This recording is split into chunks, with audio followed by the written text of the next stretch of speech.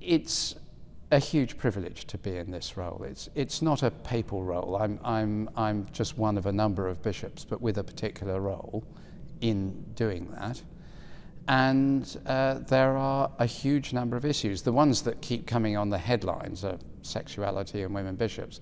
But in fact, the Church is doing the most extraordinary work across the country in its parishes, 16,000 parishes, food banks, 50 food banks in my old diocese alone. I mean, the Church is actually doing a phenomenal job. But on the issues of gay marriage and female bishops, how does it feel for you personally to be making decisions when you know that huge swathes of people will disagree and vehemently disagree with what you've got to say? Let's take the two issues separately. With women bishops, the majority of the Church has clearly voted in favour, and we're bringing new proposals forward which will come in July, and there's groups of people working very hard on it, and that will get sorted.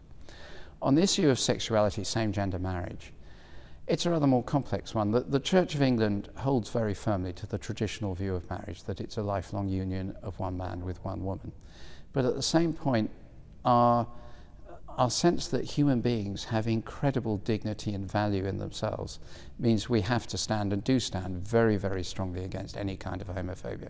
This week we saw the inauguration of Pope Francis. What did you make of his humility in shunning some of the luxuries of his papacy? I think it's very typical of a very remarkable man. You saw that in what he said in his sermon. You saw it in his style. He's an extraordinary man with a very remarkable backstory and life story. And do you find his story inspiring? I mean, will you, for example, follow his lead and maybe also get rid of some of the trappings of your office?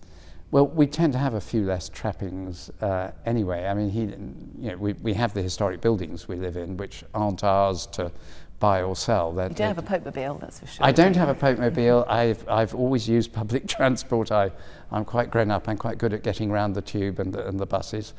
William and Kate are expecting their first child. What Christian values would you like them to instill on their firstborn?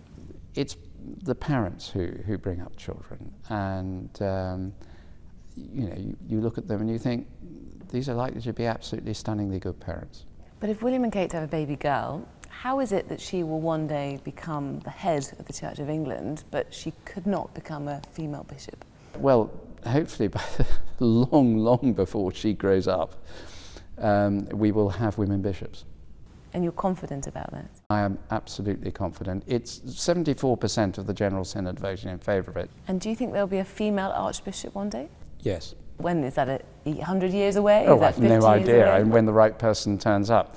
But yes, I mean, I think there certainly will. Archbishop, very nice to meet you, and thank you very much for talking to me. Thank you very much indeed. It's very nice to meet you.